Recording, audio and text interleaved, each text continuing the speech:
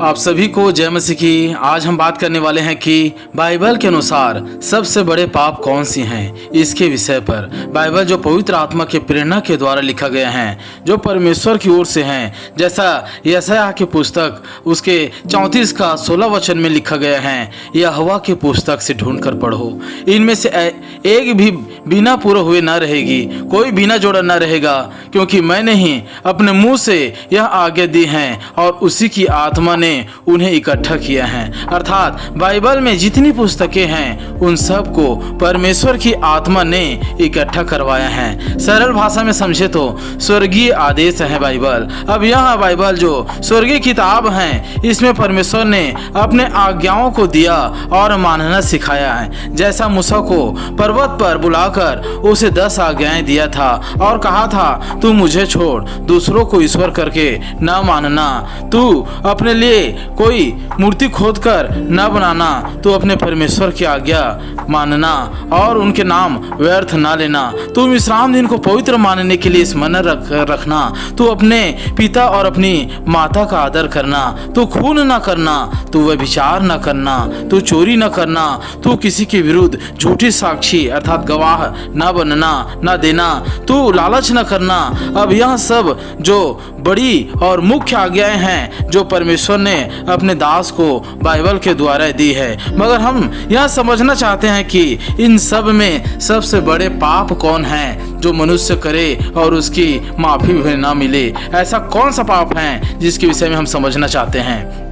खून करना, व्यभिचार करना, धोखा देना, यह तो महापाप हैं, लेकिन इनसे भी बड़े पाप हैं वह हैं पवित्र आत्मा के विरोध में कार्य करना। जैसा प्रभु यीशु ने कहा है मत्ती 12 का 32 वचन में और लूका का किताब 12 का 10 वचन में कि जो कोई मनुष्य पुत्र के विरोध में कोई बात कहे, अर्थात मुझ प्रभु यीशु मसीह के विरोध में कोई बात करे, तो उसका अपराध क्षमा किया जाएगा, परंतु जो पवित्र आत्मा की निंदा करे, अर्थात जो उसकी आत्माएं हैं जो महापवित्र हैं, जो परमेश्वर की आत्मा हैं, जो उसकी निंदा करे, उनका अपराध ना तो जो क्या करे उसके विरोध में निंदा करे या कोई अपराध करे या विरोध में कुछ कहे, तो उसका अपराध ना तो इस लोक में और ना परलोक में क्षमा किया जाएगा। अब अगर इसे हम बाकी वचनों से समझे और भी जो वचने हैं, जो घटनाएं हैं, उनके द्वारा अगर इसे समझे तो इनके द्वारा जाने कि आखिर वह कौन सा कार्य है जो पवित्र आत्मा के विरोध में है,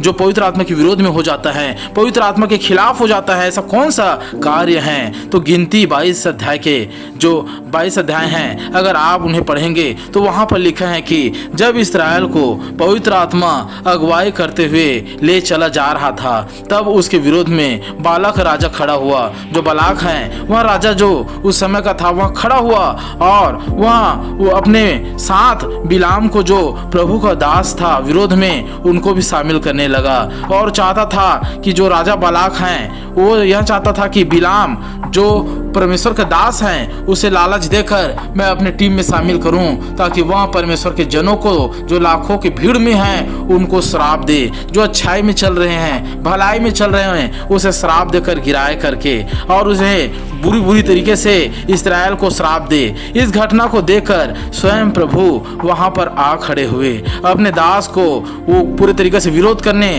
और मारने के लिए, अर्थात बिलाम के ही विरोध में, क्योंकि बिलाम परमेश्वर के आत्मा के विरोध में जा रहा था और कार्य कर रहा था। वह पूरे तरीके से बार बार परमेश्वर को पूछता था कि मैं जाऊं कि ना जाऊं करके, अर्थात उनके मन में जाने का विचार आ ही गया था। जैसा कोई बच्चा है और वह कहे कि मैं कोई पिकनिक में जा रहा हूं, जाऊं कि ना जाऊं, जाऊं कि ना जाऊं, अगर कोई बार बार पूछे तो उसके माँ बाप जान लेगा कि इसके जाने का प्रबल इच्छा है करके। उसी तरीके से बिलाम जो बार बार पूछता था परमेश्वर का दास, इसलिए प्रभु उनके विरोध में वह पूरे तरीके से आ खड़ा हुआ था।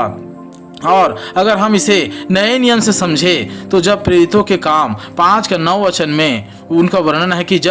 जब उस समय में सब तरफ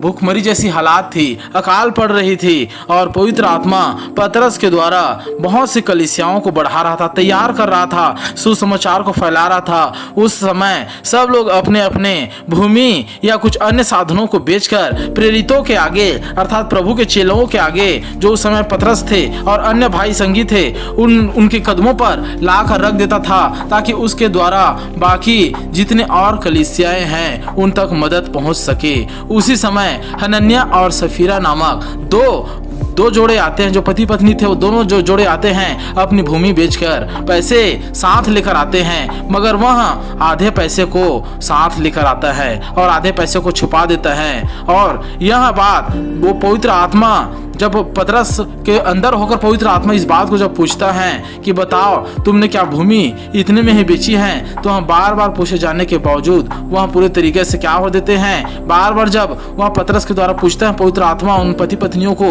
तो दोनों के दोनों क्या कर देते, बारी बारी से आकर अंदर वह झूठ बोलते हैं। इसलिए वे दोनों वहीं भूमि पर गिर कर बारी बारी मर जाते हैं, क्योंकि उसने पवित्र आत्मा की छल से परीक्षा ली। वे दोनों चाहते तो एक भी भूमि का जो एक भी उसका जो टीका था, दाना था, पैसा था, कुछ भी था, एक भी अगर ना देते प्रेरितों को तो भी परमेश्वर उससे क्रोधित नहीं होता। मगर उन्होंने क्या किया, उन्होंने छल किया कि आधा परमेश्वर पर भरोसा करते हैं, आधा संसार पर भरोसा करते हैं। वे ठोकर का कारण था और पवित्र आत्मा स्वयं उनसे पूछा, लेकिन फिर भी उन्होंने छल किया और धोखे दे दिया, इसलिए उनके साथ वैसा ही हुआ। और उन लोगों के पूरे तरीके से छल का परिणाम उसी समय मिल गया। इसी तरह जब प्रभु यीशु मसीह स्वर्गारोहण होने के बाद जब जीवित होकर कलीसिया को पवित्र आत्मा के द्वारा बढ़ा रहा था अपने चेलों के द्वारा, तब साउल नामक व्यक्ति खड़ा हुआ और वह लोगों को सताया करता था और वह सोचता था मैं वो सुरमा हूँ जो अकेला ही खड़ा हो जाऊंगा इन सब के विरोध में करके, और वह मसीहों को मारने और सताने लगा और आज्ञा लेकर जो उस समय के प्रधान थे लोगों से आज्ञा लेकर दमिश्क को जा रहा था, ताकि वहां के जो दमिश्क के वासी थे उनके जो झुंड थे, उनकी कलीसिया थे, उन सबको तोड़े, चर्च को तोड़ दे और उन लोगों को मारे पीटे, उन लोगों को बेघर कर दे। मगर रास्ते में ही प्रभु यीशु ने प्रकट होकर उनसे मिले और प्रभु ने उससे कहा, हे साउल तू मुझे क्यों सताता है। साउल ने पूछा, हे प्रभु कौन है आप कौन हैं, तुम कौन हो करके। तब उसने कहा, मैं यीशु हूँ जिसे तू सताता है। उस समय साउल पवित्र आत्मा के विरोध में था, कलीसिया को तोड़ता था, पास्टरों को पीटता था और उनके जो घर थे अर्थात जो पास्टर अर्थात उस समय के जो चेले थे उन सबको पीटता था, उनके घरों को बेघर कर देते थे, छीन लेते थे और उन्हें बेघर करके उनके घरों को आग लगा देते थे। ऐसे ऐसे बड़े बड़े काम उस समय में करते थे। स्त्रियों को बालों को पीट कर उनको घसीटा जाता था, ऐसे ऐसे काम करते थे। इसलिए स्वयं प्रभु उस समय में प्रकट हुए, क्योंकि वह पवित्र आत्मा के विरोध में था और उनके प्रकट होने से उनके अंदर से इतनी रोशनी थी, प्रभु के प्रकट होने में इतनी रोशनी थी कि साउल वहीं पर अंधा हो गया था। मूसा भी पवित्र आत्मा जो हमारे पुराने नियम के जो मूसा हैं वह भी पवित्र आत्मा को जब शोकित किया था, अर्थात परमेश्वर की अनाज्ञाकारिता जो पवित्र आत्मा थी उनकी अनाज्ञाकारिता कर दिया था और 2 बार डंडे को मार दिया था उस चट्टान को। तब उसी वजह से वहां पर भी मूसा आगे नहीं बढ़ पाया और पवित्र आत्मा के विरोध में वो पूरी तरीके से नादानी गलती कर देने की वजह से वो वहीं पर मर गया। और हम अगर देखें साउल को परमेश्वर ने मारा तो नहीं, मगर सबसे कठिन सजा दिया और वह था सबसे बड़े प्रचारक का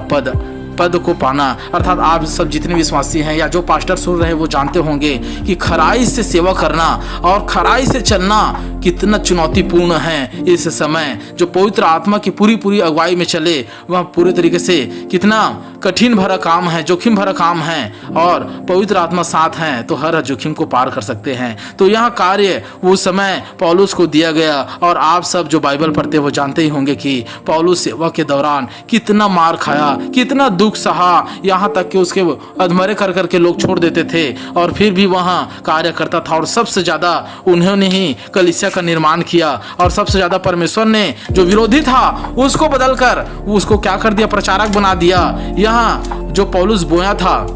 जो सजा उन्होंने क्या किया था, जो लोगों को सताया था उसका परिणाम उससे छुपा नहीं, वो परिणाम उसके जीवन में आया। परमेश्वर से माफ तो कर दिया लेकिन उसकी सजा को माफ नहीं। अब इस वीडियो के लास्ट में मैं आपको यही समझाने के प्रयत्न करूंगा कि जो निर्गमन 23 का 20 वचन के अनुसार परमेश्वर अपने दूत को अर्थात पवित्र आत्मा को कलीसिया और लोगों के अगुवाई के लिए भेजता है, जैसा लिखा भी है, सुन मैं एक दूत तेरे आगे आगे भेजता हूँ जो मार्ग में तेरी अगुवाई तेरी रक्षा करेगा। अर्थात विश्वासियों की, पवित्र लोगों की, इस्राएल की अगुवाई के लिए पवित्र आत्मा को भेज रहा है और जिस स्थान को मैंने तैयार किया है उसमें तुझे पहुंचाएगा। उसके सामने सावधान रहना, उसका विरोध न करना, क्योंकि वह तुम्हारा अपराध क्षमा ना करेगा। एक बार और सुन लीजिए, वह आपका अपराध क्षमा ना करेगा, इसलिए कि उसमें यहोवा का नाम रहता है, अर्थात तो यहोवा पवित्र आत्मा ही है,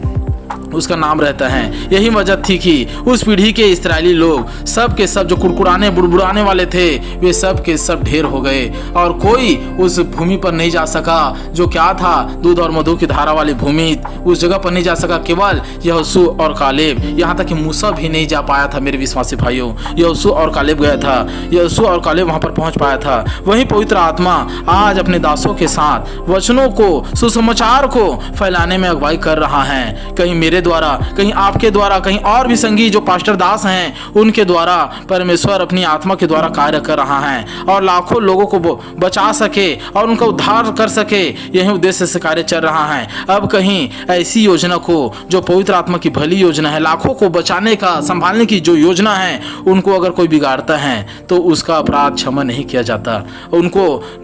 उसको पूरे तरीके से पवित्र आत्मा उससे शोकित हो जाता है, क्योंकि वह एक को नहीं लाखों की जिंदगी से खेलता है, लाखों को बर्बाद करता है। एक दास के द्वारा जो परमेश्वर का चुना हुआ है, न जाने कितने हजार कितने लाख व्यक्ति को बचाया जाएगा, सुसमाचार प्रचार किया जाएगा। अगर ऐसे को कोई डिस्टर्ब करता है या ऐसे को कोई धोखा देता है या ऐसे को साथ कोई छल करता है, बेईमानी करता है, तो पवित्र आत्मा के विरोध में कार्य करता है, क्योंकि पवित्र आत्मा उनके द्वारा न जाने कितने आदमियों को, कितने विश्वासियों को, कितने भटके हुए लोगों को, कितने पापी व्यक्तियों को संभाल कर, सुधार कर और अच्छा कर वह पूरे तरीके से चर्च लाना चाहता है, अच्छे जीवन देना चाहता है। परमेश्वर अपने देह में शामिल करना चाहता है, अपने पुत्र बनाना चाहता है। अगर ऐसे योजनाओं को, ऐसे कार्यों को जो उनके विरोध में जो लोग खड़े हो रहे हैं, तो क्या वो एक व्यक्ति के विरोध में है या लाखों व्यक्ति के विरोध में है? निश्चय वहां कई लाखों व्यक्तियों के विरोध में और परमेश्वर को शोकित कर रहा है, उनकी आत्मा को शोकित कर रहा है। ऐसे अपराध की सजा निश्चय परमेश्वर देता है और उसकी माफी शायद ही है, क्योंकि प्रभु यीशु मसीह ने कहा जो पवित्र आत्मा की निंदा और विरोध में शामिल होते हैं, खड़े हैं, वो उसके अपराध ना तो इस लोक में ना तो परलोक में क्षमा किया जाएगा। परमेश्वर की इच्छा, उसकी मर्जी, जो वो चाहता है वही पूरा हो। इसलिए मेरे विश्वासी भाइयों, निश्चय आप लोग सब समझ गए होंगे और जो बुद्धिमान हैं वह समझ जाओ कि परमेश्वर के अगर कोई कार्यों को अगर बिगाड़ दिए हो या विरोध में खड़े हो तो संभल जाओ और सुधार दो अपने बिगड़े हुए काम को। कहीं ऐसा ना हो यहोवा अपनी चुप्पी को छोड़े और वह तुम पर टूट पड़े, क्योंकि यहोवा के हाथ में पड़ना क्या ही भयानक और डरावनी बातें हैं, क्योंकि उनके हाथों में पड़ना अर्थात कोई आपको फिर बचा नहीं पाएगा, क्योंकि सर्वशक्तिमान तो वही हैं। इसलिए जितना हो सके भला करे, प्रेम करे और जो बड़े बड़े पाप है, अपराध हैं, उससे बच कर रहे। इसलिए प्रभु यीशु मसीह आप सबको ऐसे भयंकर पापों से और पवित्र आत्मा के विरोध से आप सबको बचाए। God bless you all.